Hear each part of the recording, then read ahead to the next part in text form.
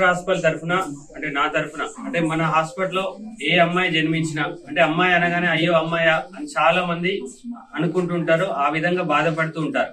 అమ్మాయి పుట్టిందంటే ఇంటికి లక్ష్మి వచ్చింది అనే కాన్సెప్ట్ లో జనాలందరూ కూడా సంతోషపడాలని మన హాస్పిటల్లో 4 మంది డెలివరీ అయినా సరే, సిజేరియన్ అయినా సరే, ఎటువంటి వాళ్ళు కట్టే బిల్లు కానీ దీంతో సంబంధం లేకుండా నా వంతు సహాయంగా నా వంతు నా డబ్బు నేను నా సొంతంగా ఇచ్చేటువంటి 5,116 వాళ్ళకి ఆర్థికంగా సహాయం చేయగలుగుతున్నాను. ప్రతి పుట్టిన పాపకి ఆడపిల్లకి నేనే మేనమామగా బాధ్యత తీసుకోగలుగుతున్నాను.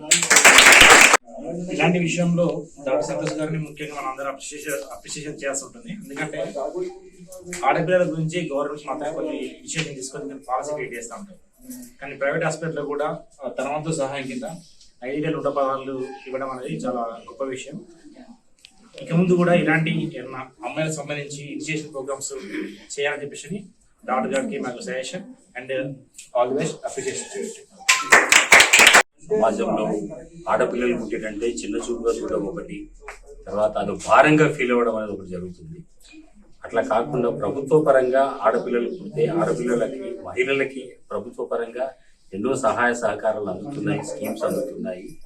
అలాగే ప్రైవేట్ గా ఈ డాక్టర్ సంతోష్ గారు ఈ హాస్పిటల్లో పుట్టిన ప్రతి ఆడపిల్లకి 5,116 తన వంతు సాయంగా ఇస్తున్నారు అనేది చాలా అభినందనీయమైన విషయం. సో ఇప్పుడే నేను అనుకుంటున్నా మనసులో, మాకు 3 ఆడపిల్లలు, ఆ రోజు ఈ స్కీమ్ లేదు, అందుకే నేను పొందలేకపోయినాను. బట్ ఇక్కడ ప్రతి ఆడపిల్లలకు ఇది ఇస్తున్నందుకు చాలా అభినందిస్తున్నాను.